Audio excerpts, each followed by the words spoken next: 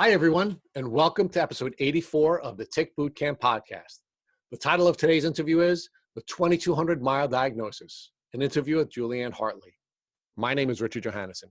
And I'm Matt Sabatello. Today's podcast guest is Julieann Hartley. Julieann Hartley is a 29-year-old music therapist from New Hampshire. In 2012, Ms. Hartley suddenly fell ill with an extremely high fever. She then noticed a rash on the back of her arm. Her father confirmed that although it wasn't a bullseye rash, it was the same rash that he had when he tested positive for Lyme disease. Ms. Hartley went to her doctor, the same doctor that diagnosed her father, but he told her that she probably didn't have Lyme disease, but instead had a virus. After that, Ms. Hartley fell extremely ill. She had joint fatigue, insomnia, joint pain, and her bowels were paralyzed. She went from being a highly athletic runner on her college cross-country team to not being able to walk across the room or walk on a hike. At the insistence of our naturopath, Ms. Hartley submitted to a Lyme test. She tested positive. She treated her Lyme with antibiotics and herbs. Ms. Hartley credits Lyme with turning her life into a gift. Hey, Julieann, and welcome to the podcast. Hi, Rich. So thank you for joining us. And can you please share with our audience who you are? For example, can you share with us where you live and what kinds of things were you doing before you began to show the symptoms of your tick disease? Yeah, okay. So I'm Julieann Hartley. I am a music therapist from the southern New Hampshire area. And before my illness, I was valedictorian of my college class. I was a very classic overachiever. I was Congratulations. the girl on my Yeah, right. Thank you. I worked really hard. Didn't come easy, but I was able to work hard. I was able to pull the all-nighters that needed to happen and do the work that needed to happen. I was the fastest girl on my college cross-country running team. I did a lot of triathlons. I was very athletic, and that was definitely part of my identity. And after graduating college, I was starting up this music therapy practice in New Hampshire at a local community music school, focusing on working with children with disabilities and children who had experienced pretty severe trauma. Yeah, and that was just getting going, and I was actually doing really well when I first was bit. So tell us about the bite, and then I want to talk to you about what you knew about ticks prior to your tick bite. So the bite was tricky, and I know this with a lot of people who end up with chronic Lyme. Sometimes the bite isn't always a black and white situation. Back in 2012, I experienced, all of a sudden, I got this 104-degree fever that just came out of nowhere. I was having dinner with my family after work at my music therapy practice, and I ended up having to just leave dinner suddenly because I was just quickly becoming very weak and ill. And I ended up, by the time I got home, I pretty much was delirious, and I don't remember too much other than that, what was reported to me. So my mother came home quickly after and took care of me throughout the night while being on the phone with the doctors, and I was literally delirious with fever all throughout the night. I don't remember anything, but they were able to break it with Tylenol. We were talking about your tick bite experience. Now, prior to you having this severe fever that caused you to leave your family dinner, do you remember having been bitten by a tick? No. So, well, let's explore that for a little bit. So you graduate from college, you start your music therapy practice, and tell us about why you started a music therapy practice and why that became your professional passion. Yeah, that's a really good question.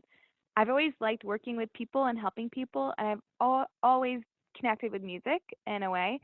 I didn't have a very happy childhood growing up. There was a lot of verbal abuse and trauma in my household, and music for me was always this amazing outlet where I felt I could finally connect.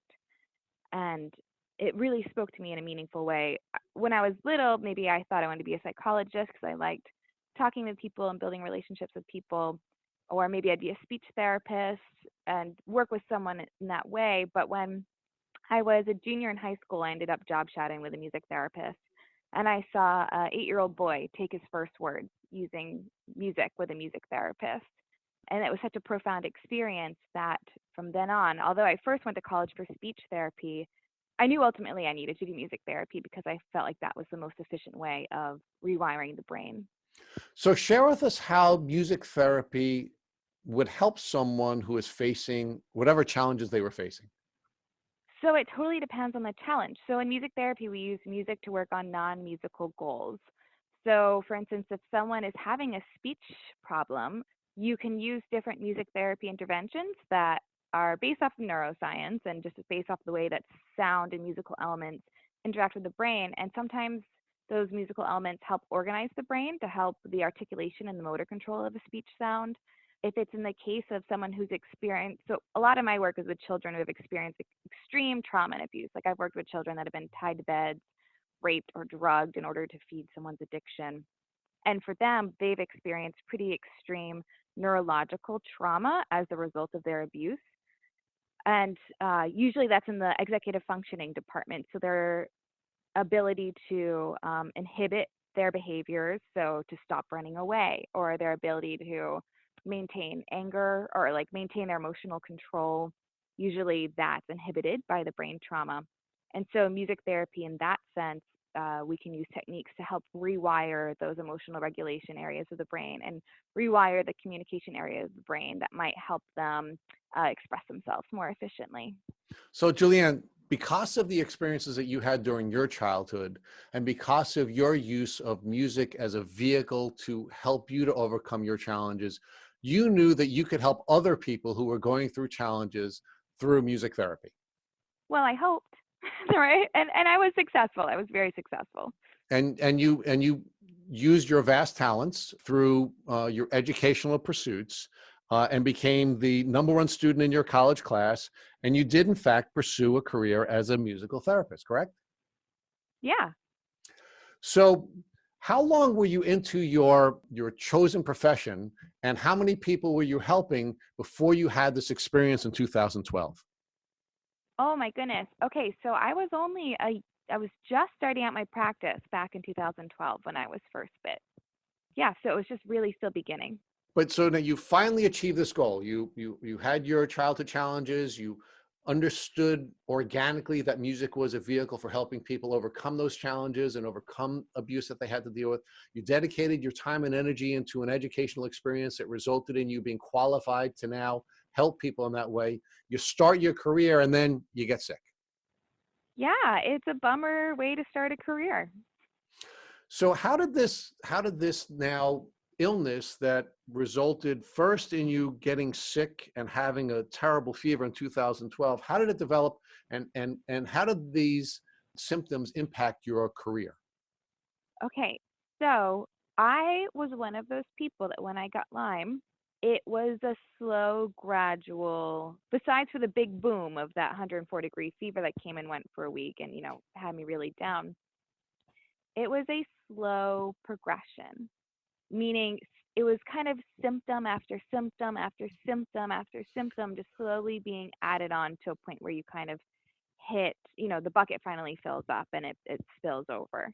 All right, so let's focus on how those symptoms were developing. But before we do that, I want to walk back to your big boom moment as you described it. You went through this really bad experience, and I'm assuming you went to visit with a doctor after Did. the high fever. Yeah, and unfortunately, I was not taken very seriously. And what do you mean by that?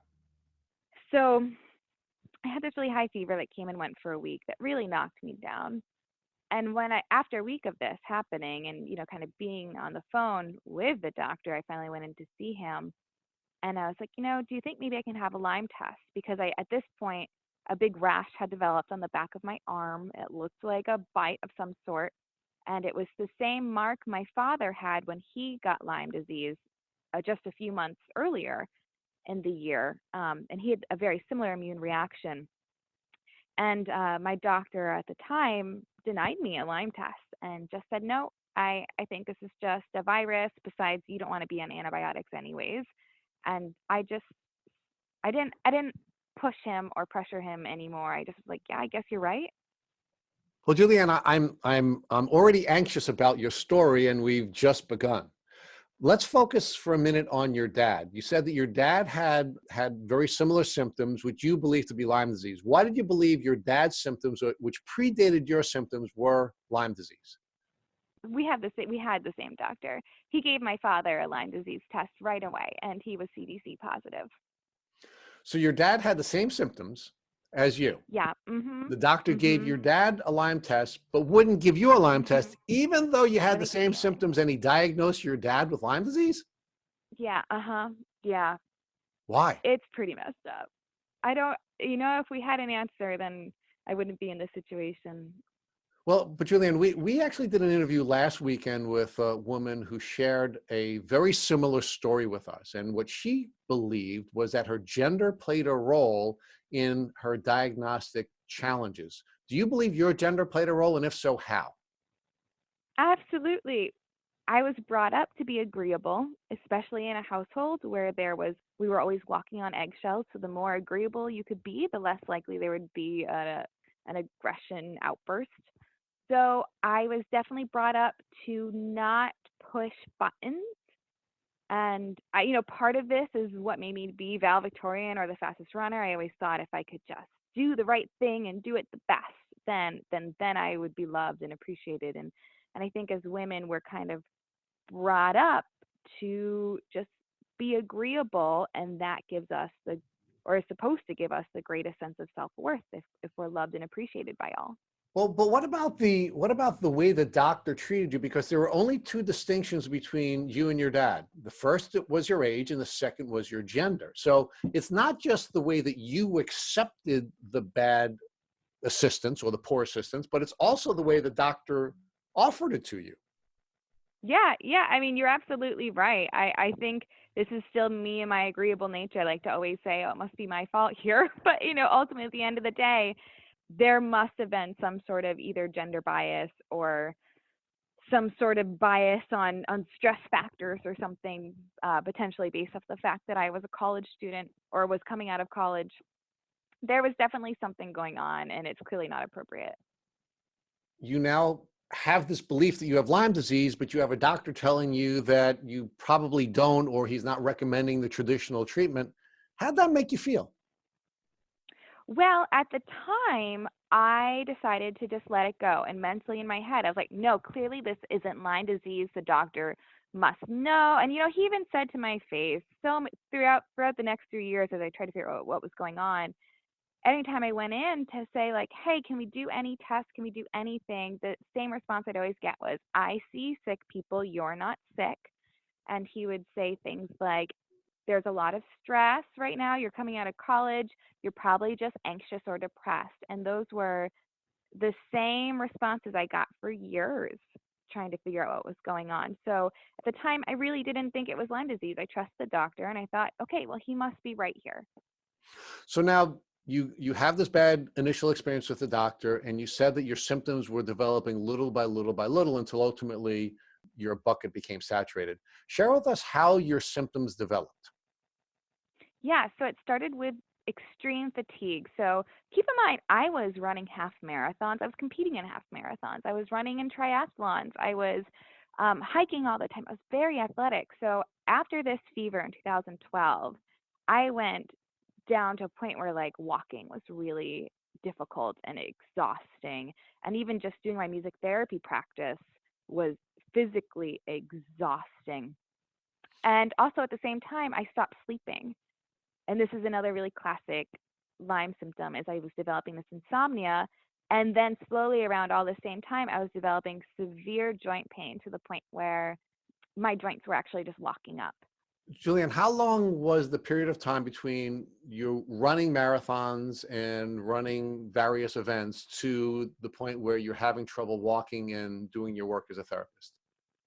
Oh, within months. I mean, it was definitely within months. But again, so for your listeners to understand, they need to understand that I am a very persistent human being, and I will not stop what I'm doing until I physically can no longer do it. And so even though it was looking back, I realized it was pretty extreme from the beginning. I pushed through for years to get to that point where the bucket finally filled up too much. But realistically, the bucket was very full the entire time. Your immune system is being further compromised by your failure to change your behavior, and your symptoms are developing. And I'm assuming you're going back to doctors because you're getting sicker and sicker and sicker. And just the same doctor too. And this whole time, what was most frustrating about it is I was developing a lot of symptoms. And like the arthritis, the fatigue, all these things. And I think at one point I was able to get him to give me like a thyroid, like a TSH test and a vitamin D test or something. Like that was all I was able to convince him to do. And looking back on it, there was such a prime period for early intervention there that was missed. So why didn't you change doctors? Why did you stay with the same guy who was treating you differently than he treated your dad when you knew in your gut you had Lyme disease? Well, and so like I said, at this point, I still was very convinced that the doctor was right and I didn't have Lyme disease. And I figured, okay, maybe this is just stress in my head. So I did make a lot of lifestyle changes throughout this period Like that what? helped to a degree. So in my head, I was thinking, well, if I stop eating sugar, the arthritis gets a little bit less bad. And I was able to start hiking a little bit again. So I figured, okay, maybe this is within my control. Maybe this is just stress and just diet. And so I tweaked that for years and years and years, thinking that was ultimately what it was. So, Julieann, you described yourself as somebody who's persistent, meaning you would just keep fighting through the challenges. Were you using those persistent personality traits to explore the other possibilities that may be causing you to be sick?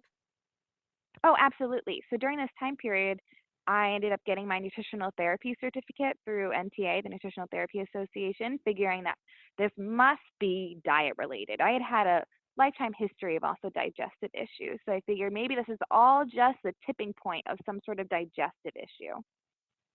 Did your digestion issue protocol help you to overcome your symptomology?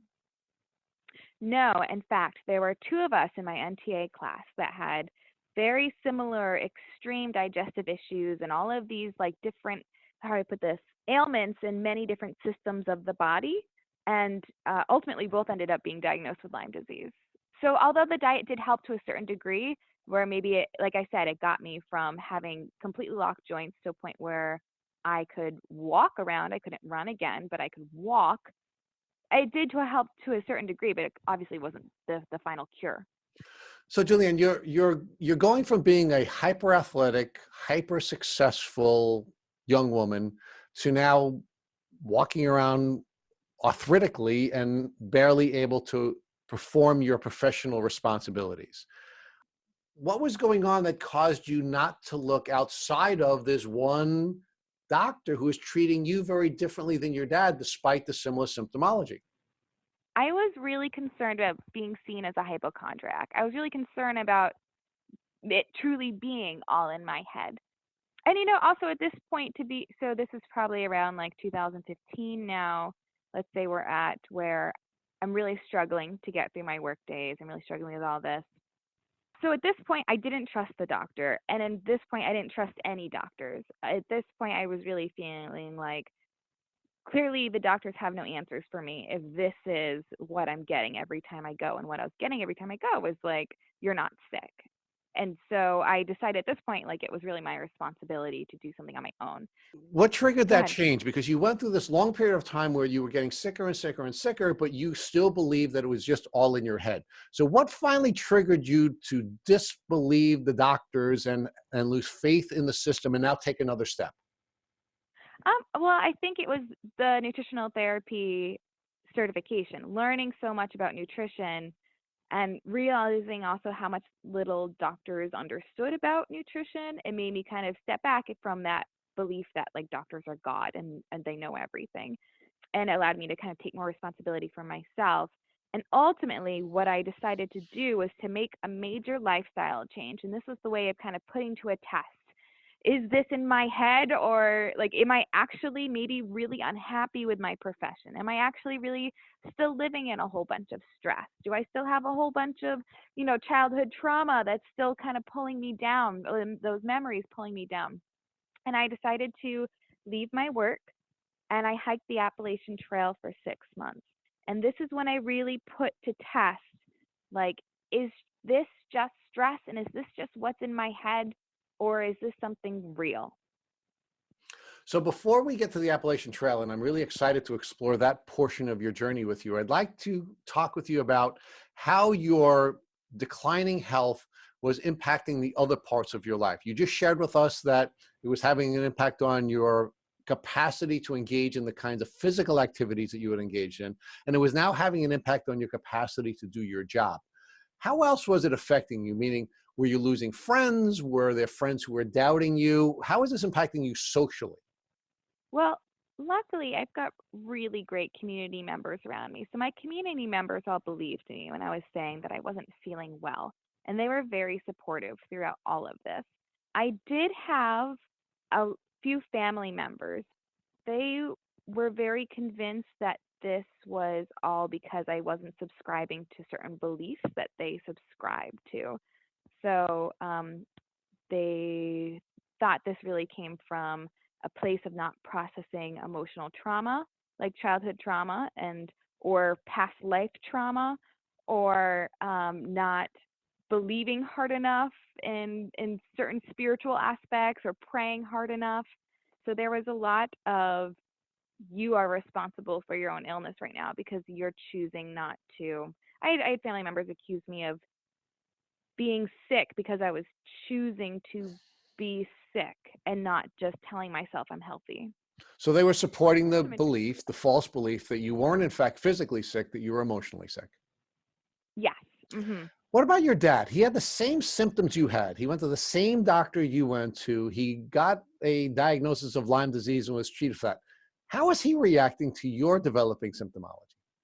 Well, from the very beginning, he was like, "You need a Lyme test. You need a Lyme test. You need a Lyme test." My father and I at the time, though, did not. We were pretty estranged, so I didn't want to hear anything he also had to say to me at that time. So the further I could distance myself, at the time, it was also better. Like, what does my father know? At that point, he wasn't a respectful, like he wasn't a character in my life I really respected. So although he was like, "You definitely need a Lyme test," I wasn't open to those ideas.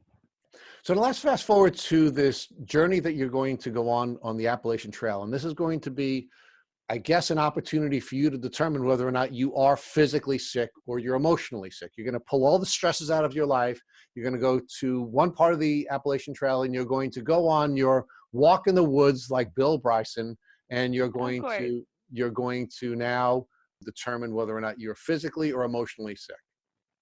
Right. And, it was the first thing I'll just say right away, it became really evident to me that there was something physiologically wrong with my body. Although I was very persistent and I ended up finishing the entire Appalachian Trail, I had many, many, many challenges along the way. I got something called cryptosporidium, which is a parasite that only usually affects people with immune deficiencies. So that was a big red flag to the fact that I had something was being suppressed in my body in the immune system. Also, I was getting really severe arthritis to the point where my knees looked like these giant water balloons or something. To the point where, like, I saw a family member around Washington D.C. area when I was hiking through, and when she saw me, her jaw just dropped because she knew what I looked like before. And so when she saw me with my knees like massively swollen, she called my mom right away. It was like, "This is not something's wrong, something's wrong." And I ended up tearing my Achilles in New Hampshire, and I hiked through a torn Achilles and to finish the trail. But that was also a really big red flag. Like I was walking every day, which is obviously a lot of stress on the body. But the fact that I was able to tear or partially tear of an Achilles was also kind of this big red flag of like my body wasn't being processing nutrients properly and healing properly the way it should. So, Julieann, just for our listeners who are not familiar with the Appalachian Trail, can you share with us how long a hike that was, meaning both in distance and in time, and how your Yeah. life began to change both physically and emotionally as you went through that physical journey? Yeah. So the Appalachian Trail, I started in Georgia. It starts on Mount Springer in Georgia, and then you hike all the way along the Appalachian Mountains to Maine. It ends on Mount Katahdin in Maine. It's about 2,200 miles, give or take a certain amount every year, just based off how the trail changes. I did it by myself. So I started out by myself and I hiked along, quickly meeting friends. If anyone knows me out there listening, they know I tend to make friends pretty easily. So I hiked along with many different friend groups, and there was, along with a understanding of my body, this awakening of understanding of my body and this intuition with my body, I was definitely also was able to make some really great revelations in terms of how my emotional status was affecting me and how my childhood trauma was affecting me. So there was definitely, when we ask the question of, on this trail, was I physically sick or sick because of this emotional trauma? The answer was definitely both. How was your health declining? I mean, you gave us a little picture of what it was like to bump into a family member in Washington, D.C. But so when did you start, meaning what month, and Oh, and yeah. and how did your health, it sounds like, continue to decline through the entirety of this journey through the Appalachian Trail? Oh my gosh, what a mess I was. So I started in April 13th. At this point, I was able to get my arthritis under control with my diet. So I was able to walk. It was definitely going to be a big push for me to hike 13 to 20 miles every day. That's about the range that you end up having to hike every day. And there's usually a rest day every week. So you end up hiking 6 days a week at a nice slow pace, sometimes a fast one. And so I started out pretty strong actually, and I was feeling really good about myself, besides for some bleeding blister issues, right? That's still just, you know, surface trauma kind of stuff. And about midway through, I was starting to really feel. So this is about 1,000 miles in, around Virginia. I was starting to really feel the detrimental effects of pushing myself on this hike, but also the detrimental effects of not being able to keep up all of the little therapies that I was doing to keep my head above water when I had Lyme and all these symptoms, but unknowingly. So there are a lot of things I was doing at home, like taking Epsom salt baths, or getting massage therapy and getting regular chiropractic work in an effort to keep the symptoms from getting really bad. But on the Appalachian Trail, I didn't have any of that. So it was this time where now we're adding extra physiological stress to the body from all the hiking, but at the same time my symptoms weren't being held back with the perfect diet and with all of these extra therapies.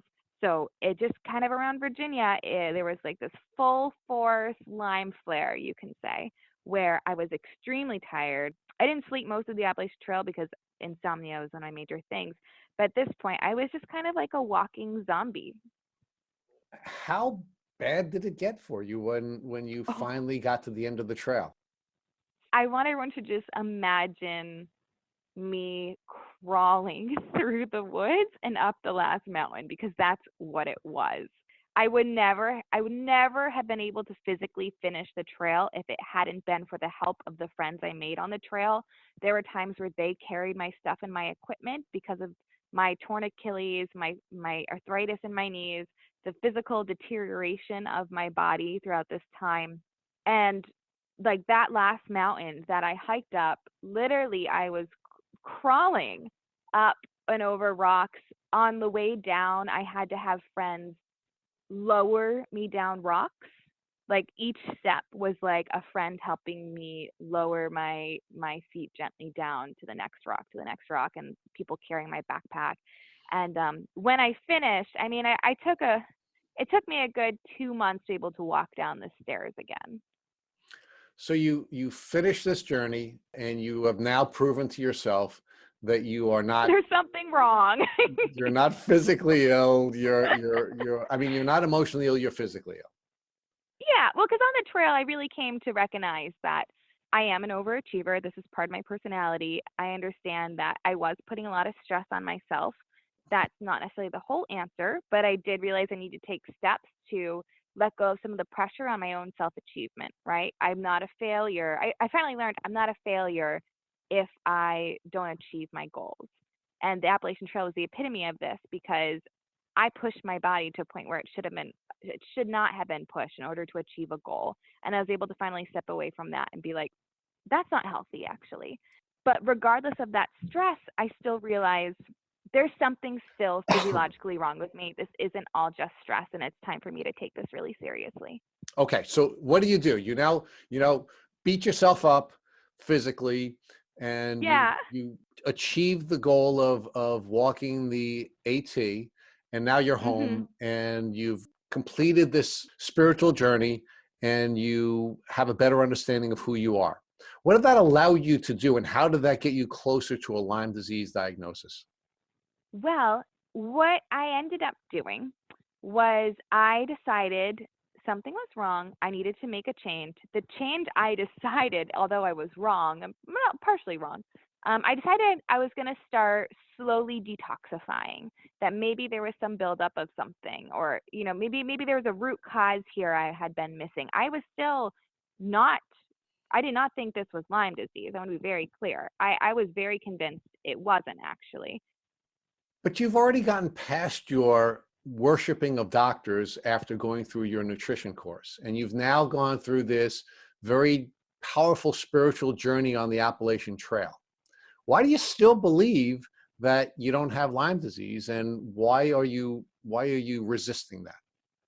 I don't know. I have no answer for you other than that in my 2016 self, or 2015, 2016 self, I still believe there were other options to explore. And maybe that's a better way of putting it is, although Lyme disease was an option potentially, I thought, there's autoimmune diseases, there's heavy metal toxicities, there's so many other avenues worth exploring. And in my mind, the doctor seemed so confident that Lyme disease couldn't be that I figured, well, might as well start exploring these other avenues.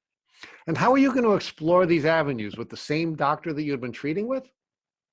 Oh gosh, no. I mean, at this point, I wasn't really seeing him, and I was just kind of exploring, the internet world of alternative medicines and alternative theories, and which can be a dangerous world in and of itself if you don't have proper guidance. Which led me to do a detox, which my body was not ready for, and on day 2 of this detox, my bowels stopped working, and they ultimately stopped working for 8 months. Quickly into this issue, 2 weeks in of my bowels not working and having to do enemas, I find a different doctor, right? Because my old doctor's response to anything bowel related was just take Miralax. And I decided this was finally the point where I was like, screw this, time for a new doctor. I ended up seeing a naturopath. Julieann, I just want to sort of go over this path with you. So you went from doctor number one, who you now know was an unhealthy doctor, and your relationship with this doctor was bordering on a domestic violence relationship. You then pivot over to Dr. Google, and you start to take some steps through Dr. Google, and that's now not helping you. In fact, it's making things worse. So you finally now move to a third doctor, and you're now working with a naturopathic doctor. And can you tell us why you moved to the third doctor and why you chose a naturopathic doctor? This was a specific doctor in our community who had a really good reputation with working on, how do I put it, addressing the body as a whole, not just like one symptom, one body system, but really looking at the whole. And she had worked with my sister previously when my sister was younger. And so this was the doctor I already had who had a good reputation, and who had worked with a family member before. And this was a doctor I was ready to start listening to. And how did that change things for you? Oh, it changed everything dramatically. One of the first things she said to me after me giving her my spiel, she said, I believe you. I do think there's something wrong. I don't know what it is yet, but I'm here, and we're gonna be detectives, and we're gonna just keep going until we figure it out. And I just cried because it was the first time someone had ever said to me, like, I believe you. I think there is something wrong. And not like victim blaming me. It was finally someone addressing my needs. Do you think you would have been ready for that type of a relationship with a doctor if you hadn't gone on your spiritual journey through the Appalachian Trail? That's a really good question. I don't know. I don't know how I would have responded if I had seen her right away. I think at the time I did see her, I was pretty desperate. I mean, when you stop pooping, you get pretty desperate. And maybe it's to that point of where I was driven so far, where I was finally able to even see myself that I actually really needed help and this wasn't just something I could do on my own. But Juliann, it sounds like a very different type of a relationship, right? You had this very patriarchal interaction with your first doctor, where you did what he told you to do, and he was happy to tell you what to do. And you had some information that suggested to you from your own father that you weren't getting good advice. But it seems to me that you just weren't emotionally ready to have a healthy relationship with a medical professional.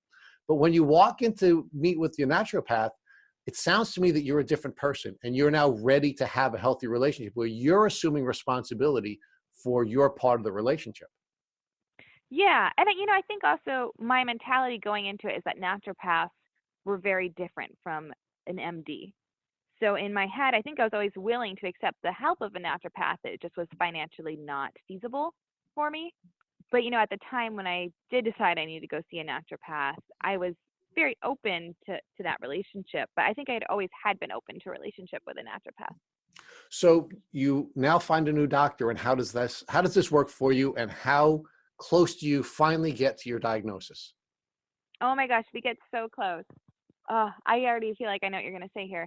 So she wanted to test for Lyme disease. And I said no, because there's no way it could be Lyme, because my old doctor told me over and over and over it's not Lyme disease. So we go down a rabbit hole of testing thyroid and autoimmunity. And to be clear, everything was bad. My autoimmune levels were the highest titers that you can even measure. My thyroid was off. My vitamin D was really low. All my nutrients, everything was really low and really bad. And so this ended up being like a few months of us testing and her trying different thyroid supporting protocols or autoimmune supporting protocols until finally she was just like, Julieann, I really think this is Lyme. Please let me do a Lyme test. This is just like, this is what I see in so many people with chronic Lyme, or people who've had Lyme for so long untreated, that it ends up affecting all these different systems of your body. So I agreed begrudgingly to let her do a Lyme test, and I was CDC positive for Lyme. So now you have a diagnosis, the diagnosis that you didn't want from the very beginning. Yeah. Yeah, there must be some sort of denial here. There's a lot going on. So how did everything change now that you finally got the diagnosis that you were terrified to get? Well, so it was really, it changed in the way where it was really relieving, where it was just like, oh my God, okay, this was not in my head. Clearly, there was a big wave of anger at myself and at my old doctor. Both anger at my old doctor, obviously, if you're not listening, but anger at myself for not advocating for myself, especially because I'm such a good advocate for my patients and my clients, but I was a terrible advocate for myself for 3 years. So now that you've gone through the anger stage, are you now feeling liberated, and are you ready to move forward with a treatment plan? Yes, I was ready to move forward. Immediately. Especially when you've been sick for so long, you're like, all right, well, let's get this going. The issue was that my naturopath at the time did not feel confident treating people with what was clearly neurological Lyme disease. So she wanted to refer me out to make sure that I got the right medications. She was worried about me having a seizure if we did the wrong antibiotic or something, just because at this point the neurological symptoms were really, really bad. I had such an intense headache all the time that I felt like I often fantasized about drilling nails into my head to release the pressure, right? Just to like drill like a hole in there, because it was so bad. And I was struggling to even move parts of my body at this point. Like, to move my arm up was just this huge event almost. And so she was really nervous about treating me. So she wanted to refer me out. The issue is that the 3 people in our state she felt comfortable with referring me out to all had 6 month to a year long waiting lists. So this was obviously not good. What she ended up putting me on, she was able to get me a referral, let's say, for 3 months from that time period. I was diagnosed in May. She was able to get me a referral. It was like September, so maybe 4 months. So, but tell us what's going on in your life at that time. Are you able to work? I was barely able to work. I had reduced my client load. I wasn't taking on more clients. I was putting together a waiting list for when I thought I would get better. So I was probably only working probably 20 hours a week. And how was your social And really, life? at this point it was pretty bad. How I set up my day was I worked a little bit in the morning. I came home. And I was still living in my mother at the time because at this point my health was going downhill so quickly. I was really scared about living on my own and kind of being unsupervised, like if something were to happen. So I'd work in the morning for a couple hours. I'd go home. I would nap or lay down and rest. I could never sleep, but I would just I had to rest because I was so fatigued for 3 or 4 hours. And then I would go back to work and work to see a few more clients. And if I had energy, I might go out and about and rock climb. I was just starting to rock climb, but I was so fatigued doing that. But I just wanted to move.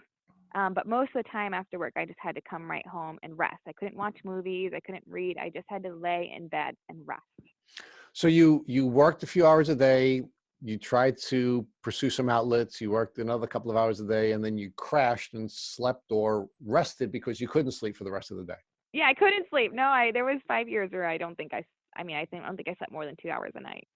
Your naturopath now tells you that she can help you, but you're going to have to wait 3 months before a referral would be available to you. So what takes place during that 3-month window? Well, I decided if I felt like I was going to feel like death, I might as well feel like death out on a road trip with my new boyfriend at the time. And she put me on an herbal protocol, but hoping to at least kind of keep it back. And at the same time, I mean, we were calling throughout this entire 3 months, we were calling these doctors and be like, do you have a cancellation yet? Do you have a cancellation yet? Like we were really on top of this. And so at this time, so then my boyfriend and I, we went on this road trip around America about a month and a half into this road trip. And I say this road trip and it sounds like this big, exhausting thing. We went to these national parks and I did a lot of just sitting in these national parks, which was way better than just sitting depressed in my bed at home because I can't do anything. And we did very gentle, easy rock climbs and just kind of gentle things to get my mind off of this feeling of like impending doom and this feeling that my body was really sick and there was an infection spreading in my body completely uncontrolled. You go on another journey, and you and your new boyfriend are going to national parks. And how does that work for you? Are you getting sicker? Are you getting Oh, I'm definitely better? getting sicker. No, we had to cut our road trip short very quickly because there was a day in Colorado. I was driving through Denver on the highway and I suddenly couldn't process speeds anymore. I'm driving on the highway, probably like an 8-lane highway in the middle of traffic, and I could see, but I could not process any of the things happening around me. So I pull over and I get off on the next exit, and I could not drive again. And I'm still struggling to drive to this day because at some point there was a brain injury that occurred during that road trip from the infection. I feel like I'm watching a movie and I'm watching the train about to crash, and it's just painful. And it just keeps crashing. Like the crash just keeps happening. That's the thing. So where do you go from here? You're now stuck on the side of a road. You can't drive. Chronic Lyme disease is just destroying your body. What happens from here? So we drive home, or my boyfriend. He drives home. He drives home, and I am, I want people to imagine I'm sitting in the passenger seat, silently crying the whole drive home, from the Midwest to New Hampshire, just feeling like a complete, just feeling trapped because I clearly needed treatment right away, but the practitioner I was seeing was too scared to give it to me. The practitioners I wanted to see couldn't see me yet. I didn't trust going back to my primary care doctor. I felt really trapped and I didn't know what to do. And at this point, I was so sick. By the time we got home, I was literally just laying in bed all day. That was just what I did. I just had to rest all day. Finally, because I knew I needed antibiotics right away, it was clear I couldn't wait any longer to see a practitioner. I went to go back and see my primary care doctor. This is the same man who had originally denied me, but I was hoping now that I had the CDC positive test, he would at least be able to at least give me an antibiotic that I could get on before I could see a Lyme specialist. And how did the man who you were in this love-hate relationship with respond to your return to his practice?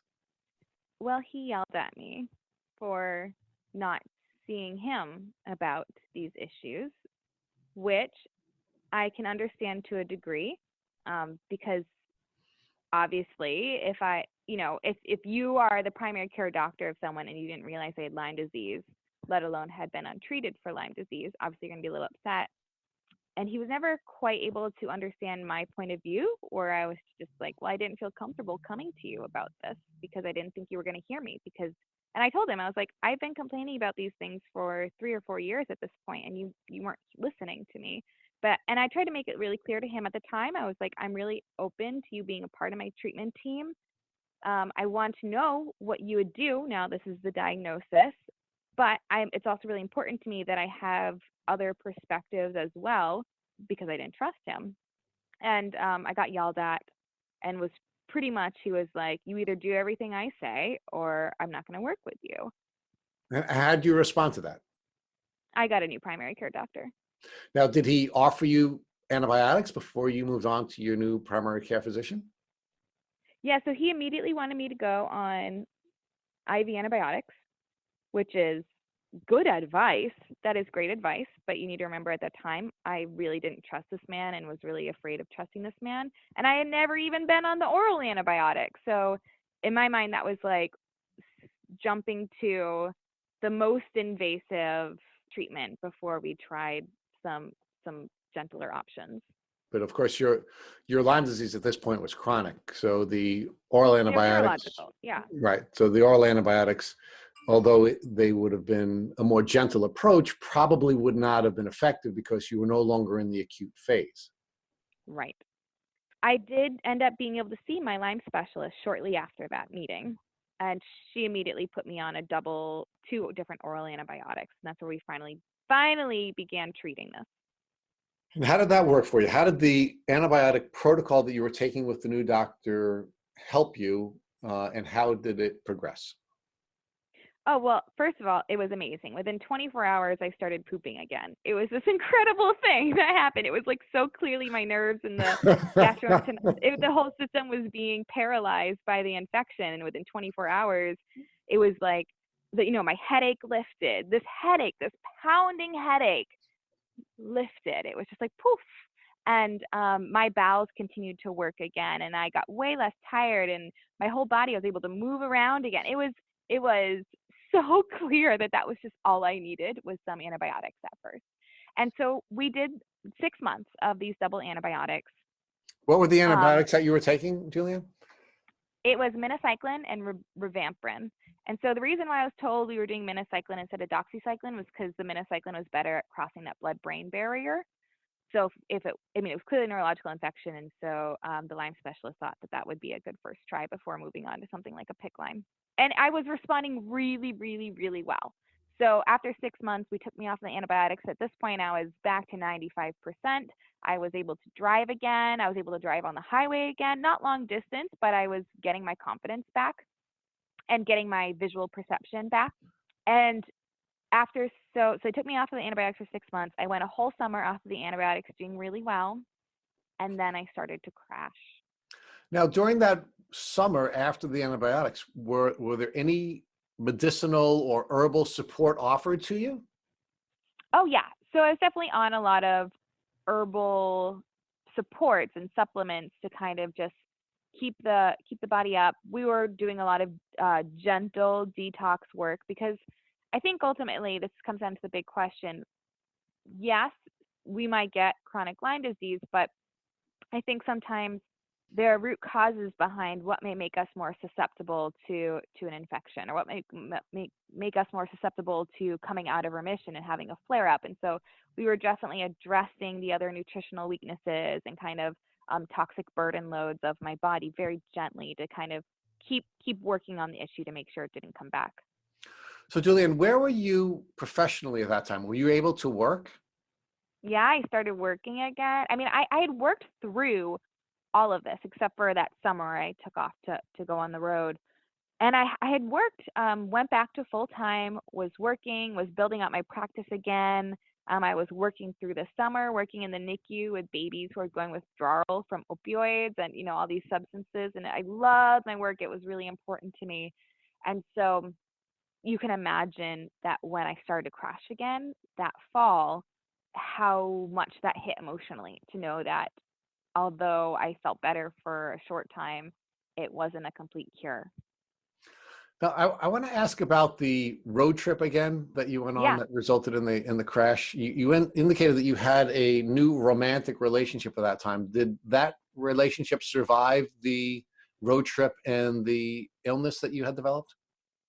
Yeah. So this is, I think, when we talk about whether or not humanity is good, I think I was dating a boy at the time. I had just met him just when everything was starting to go down really bad at the beginning of 2016. I had just seen my new naturopath, and he's only ever known me, in fighting this illness. And we're married to this day, right? So we ended up Congratulations. just, yeah, I know it's really great. But it's amazing how this man met me at my worst and has seen me through my greatest ups and downs in my life. And we have just grown closer because of that. I want you to know that your experience is a unique experience. What we're finding with most of our podcast guests is that romance doesn't survive Lyme. We had a wonderful podcast episode where we interviewed a successful couple named Will and Natalie, and they had this really cool clinical co-pilot description of their relationship. But they were right. They were actually the exception rather than the rule. And I want to congratulate you and your husband for being able to survive in your relationship through all of these challenges. I think the biggest successful piece for us was our communication throughout everything and being really clear that when I'm feeling unwell, or whatever, it wasn't his fault, right? So sometimes we get kind of cranky when we're not feeling very good, or emotionally, like, this is really classic. We can have these roller coasters of emotions.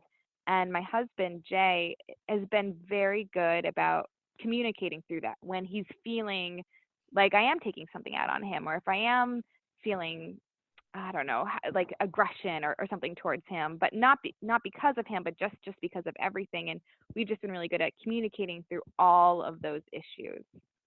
How did the crash impact you in every part of your life, socially, professionally, emotionally? How are you now responding to the second crash?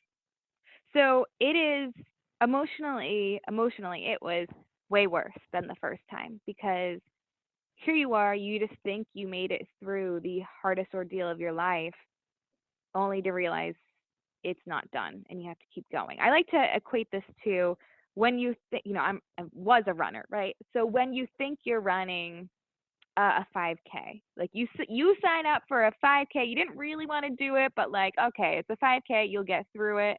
But then at the end of the 5K, someone tells you, no, it's actually a 10K. You have to keep going. And then at the end of the 10K, someone goes, actually, no, it's a marathon. At the end of the marathon, they're like, no, actually, it's 100 miles. And at the end of the 100 miles, they're like, okay, no, it just keeps going and going and going. There's no end to this race. But the trick is that you can't stop running the race. To stop running the race means you die. And so that emotional state hit me when I started to have that second crash, that like, oh, it's not done and I have to keep running. There's no option of just stopping.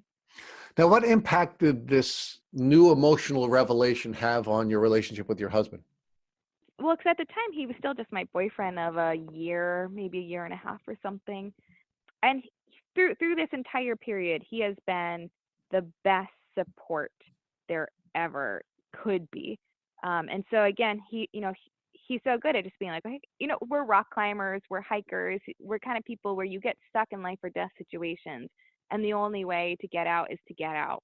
And so that's definitely both of our mentality throughout all this. And his was the same. He was like, okay, well, now let's just find next steps. So how did this impact you professionally? Were you able to work? Yeah, at this point I was still working. I was still able to work. I was put back on some oral antibiotics, which kept me at a functional level.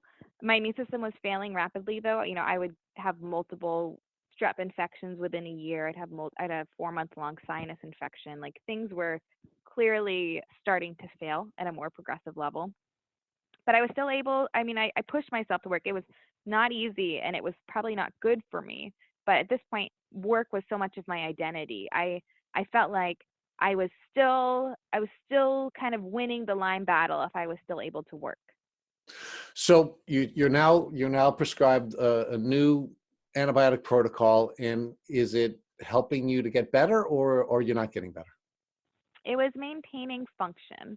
It definitely wasn't, how do I put this? I was able to maintain basic function, but it was clear I wasn't progressing. My driving ability kind of stopped again. I had a visual reaction delay. So I could drive up to 30 or 40 miles per hour, but after that, I struggled to process the road. So I always gauge where I'm at neurologically based off of how fast I can drive safely. And so, whereas when I was in that remission period, I was driving 70, 80 miles per hour again. Now I was back to 40 to 50 miles per hour being the comfort zone. Later on in this journey, I've seen a neurologist, and he made it very clear I have a visual reaction delay. So I can see fine. Like if you were to test my eyes, they'd be like, okay, well, you know, your eyes are working. What's happening is that my brain is not connecting the vision. It's not processing the vision fast enough. And so if you were to be standing right in front of me, I wouldn't be noticing any difference. But when we get in a car and we start pushing that visual reaction timing, that processing, that's when it becomes really clear. So at 50 miles per hour to you, you may see that as just, okay, I'm driving, I'm still in control. At 50 miles per hour, I feel like I'm in a rocket ship. So your second crash now results in you having challenges driving. What other challenges were presented, and how were you trying to treat those challenges? Well, at this point, I'm starting to get arthritis again. That's starting to creep in really badly where my mobility is being limited. So keep in mind, I've hiked the whole Appalachian Trail, but this was to a point now where I was really struggling to walk to the grocery store from the parking lot, or even walk down the hall, like, or go get the mail from the mailbox. Like things were starting to become really progressively difficult. At this point, we started testing for other potential factors beyond the Lyme that might be making things worse. We knew I was really autoimmune positive, and although we knew that could be the Lyme, maybe we thought maybe there is some sort of autoimmune disease going on there. And when you started to undergo all of that additional testing, did you discover anything that was not Lyme related? Yeah. And this is one thing I really recommend to everyone undergoing this journey is don't stop at just Lyme. I mean, Lyme is definitely probably the major factor, but there may be other things going on that may allow the Lyme to come out of remission. So I had lead poisoning. And how did you discover the lead poisoning? Well, we did a heavy metal test, a urine test. Ironically, I don't recommend people do it with their hair because on my hair said I was all totally fine. But my urine made it really clear that I actually had quite a bit of heavy metals that I was extremely high in, all ones that are considered neurotoxins. And after you discovered that you were suffering from the metal challenges, how did that change your treatment protocol, and what impact did the changes have on your Lyme journey? Yeah. So at this point, we shifted our focus. I continued to go on and off of antibiotics for the next couple of years, just based off of how severe it was getting. But at this point, antibiotics clearly weren't pulling it all the way back. So we did this big year. I would say we spent a solid year working on a heavy metal protocol of slowly pulling them out. There was some EDTA in there. There was some IV glutathione. There was a lot of gentle herbal kind of pulling things, and it was working to an extent where my levels were coming down, and some of my symptoms were gone. I haven't even mentioned this symptom yet, but this was probably a really incapacitating one. I had severe nerve pain throughout my whole body to a point where, although I already had insomnia, it made it impossible to even like lay in bed because of the nerve pain and pressure that would happen through my arms and legs. And I had been through years of physical therapy to try to at least help with the muscle tension and the cramping that was occurring because of this nerve pain. And that helped. I mean, the heavy metal detoxification was definitely helping with the nerve pain. So I thought it was one of those like, okay, stay the course. This is all I'll need to do and I'll be fine and I'll just slowly, gradually heal. And how did that work? Well, it was working. And then all of a sudden this May, I was still clearly having some neurological issues. Can I backtrack us for a second to help people understand this moment? I want to bring us to June 2018. I was having, my third or fourth relapse at this point, right, where it was just clearly getting worse and worse each cycle. And I was having such extreme symptoms, heart palpitations, all of these things that I didn't even know if I was going to, like, every night I went to bed, I just didn't know if I was going to wake up in the morning, if I slept at all. And my boyfriend and I went to go to Ecuador to do an ayahuasca trip with a shaman that we had found that we liked and respected. And this was kind of my effort in this wasn't necessarily to be healed, but maybe to gain a bigger perspective on something maybe I wasn't seeing. During this ayahuasca trip, I saw it really helped me come to terms with the fact that Lyme disease was part of my life, but it wasn't my defining factor, and that it was going to be okay. I was on the right path. I had to just keep advocating for myself, and I would it would eventually be okay, right? So I had this huge sense of relief. Whereas before, I was definitely had not. I would never say I was suicidal, but I was really afraid this was going to be the end of me. This Lyme disease was going to be my final chapter. And then January of 2019, I was meditating on my back porch and completely sober, right? Other than maybe the antibiotics in my system. And I just opened up because I was clearly still crashing. No matter all this, lead detox and everything I was doing, we didn't have all the answers yet. It was clear. And so I just kind of opened up and I was like, I need some universal guidance here. And I am the kind of person who very much really likes medical science and really likes all these things, but I'm also super open-minded, skeptical, but open-minded to who knows what other intuition or knowledge there is out there. And so during this completely sober meditation, I was shown, I don't know how to say it, a brain injury that I had not yet been diagnosed with. And also, I was told very clearly that there was something wrong with my amino acids. That was like the direct word that I saw and heard. So directly after this, my blood was tested. My amino acids were off and were continuing to show off for months after this. And I was able to get an MRI. And I asked for an MRI. This was like when I was finally like, no, I need an MRI. All of this vision issues can't just be anxiety and in my head. And that's when we saw that I actually had a brain injury from all of this. Now, is the brain injury related to your Lyme disease, or is it a separate, unrelated injury? We don't know. Our, even neurologist's best assumption is that it's caused by the neurological Lyme infection. I have something called gliosis in my brain, which is a common pattern of the Lyme, the Borrelia bacteria in the brain. It infects the glial cells, which are the cells that help protect the nerves. So after the MRI, did you begin a treatment protocol to deal with is it called gliosis? Yes. So the MRI was the big catalyst. Directly after the MRI, or around the period of the MRI, I would say the week after the MRI, I experienced the greatest crash I had ever felt in symptoms, where I had gone from barely functioning to absolutely no longer functional, had to stop working, could barely move, neurologically and cognitively was going downhill so quickly I could barely hold a conversation. Things are really escalating.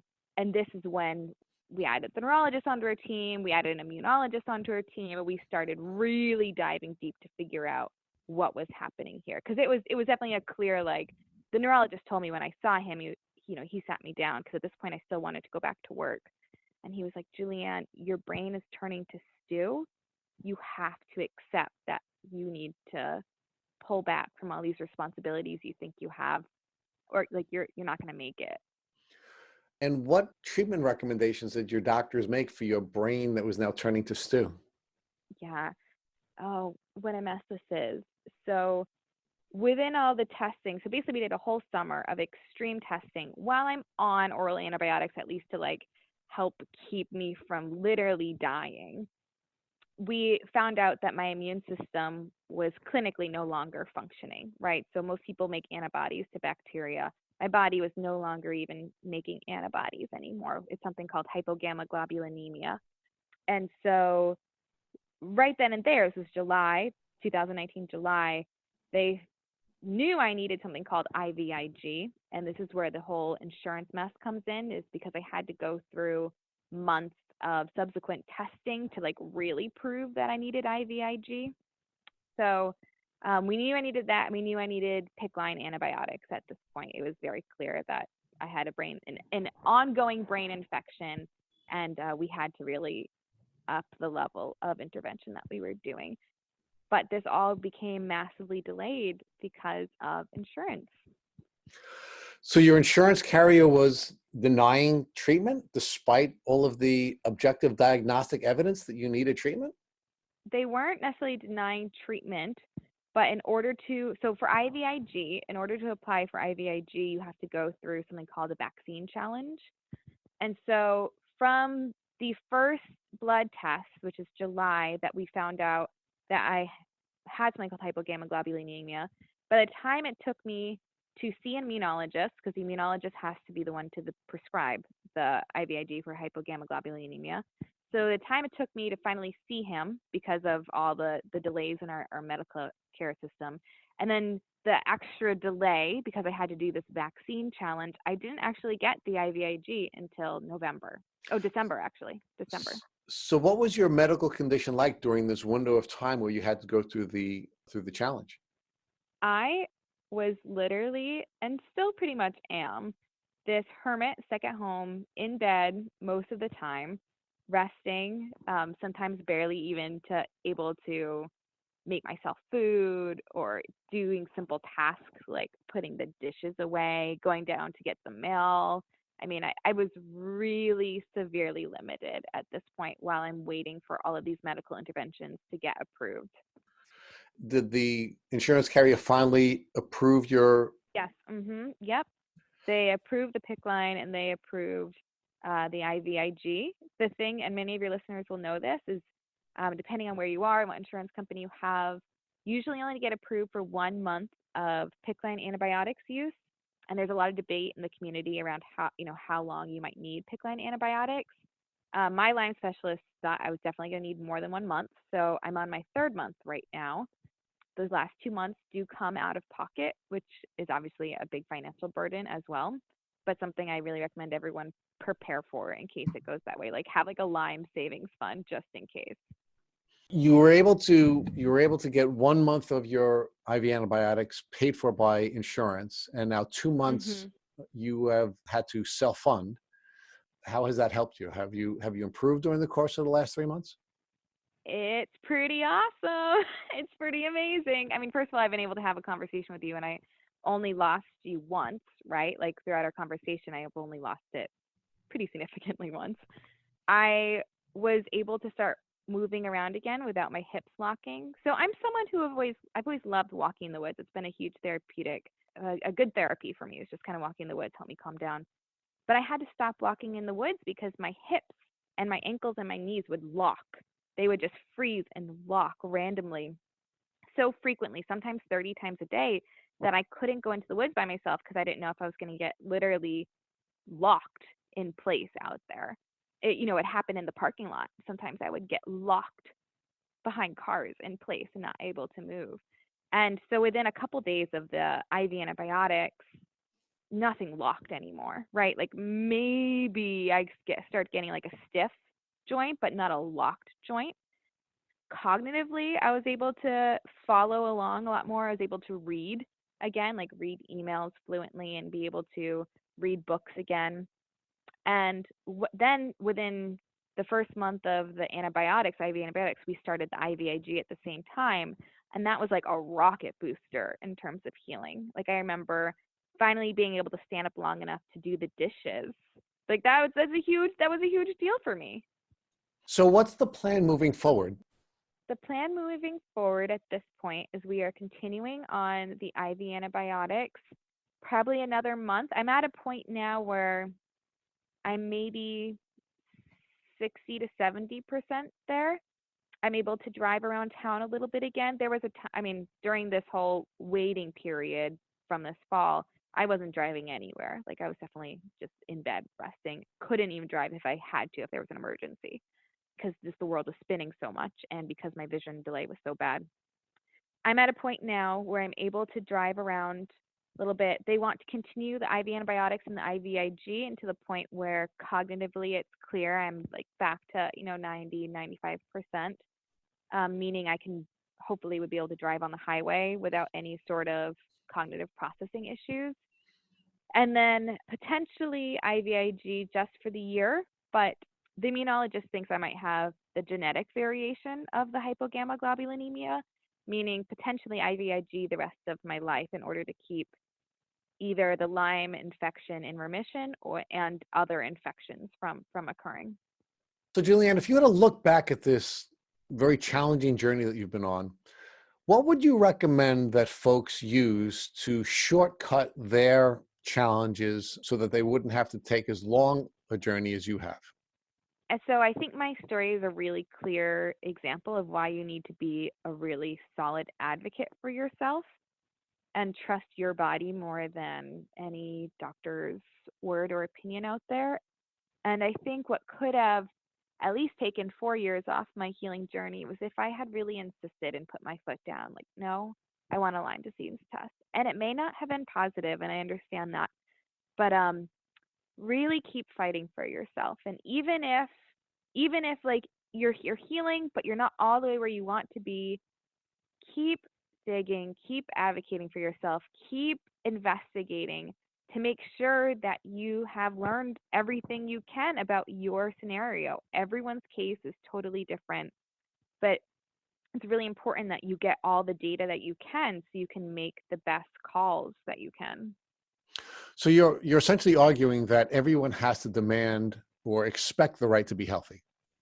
Yeah, oh, absolutely. Yeah, and don't settle with 70 or 80%. Like keep going until you can figure out all of the factors. If we had known I had the brain injury 3 years ago, we could have started addressing that, or I would have been more open to going on IV antibiotics right away. But I didn't keep asking the question. People just told me it was anxiety, but I didn't keep asking why.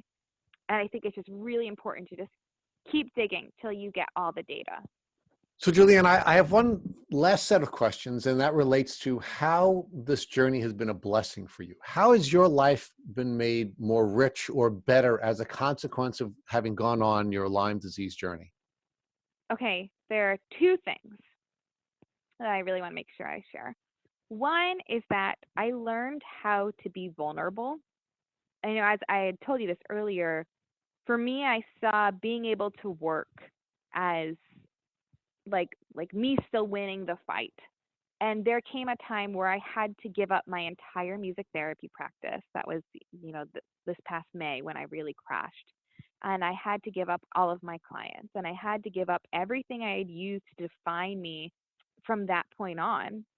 And I had to stop all of that. And not only that, but I had to ask all of my friends and my family for help to get me through this, because we're at a point where I couldn't even get to my doctor's appointments. I could barely get myself out of bed. I could barely feed myself. And that was really difficult to ask for help and to learn that I needed it. And the only way I was going to survive was if I accepted that help. And so I think in terms of spiritually, like coming to who I am as a human, I was able to learn that I am a human who can accept help, who needs help, and it's okay. It's okay to need help. Because, just in the same, I've been supporting people my entire life with my career in music therapy.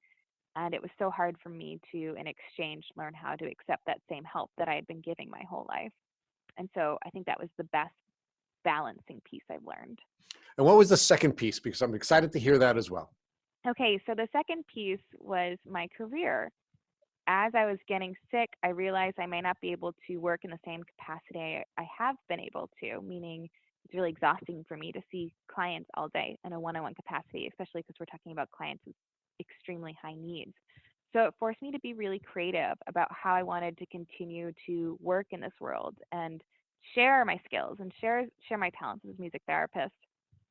And so I ended up publishing an album. So I recorded this album as I'm fighting a Lyme infection, multiple sinus infections, and strep infections.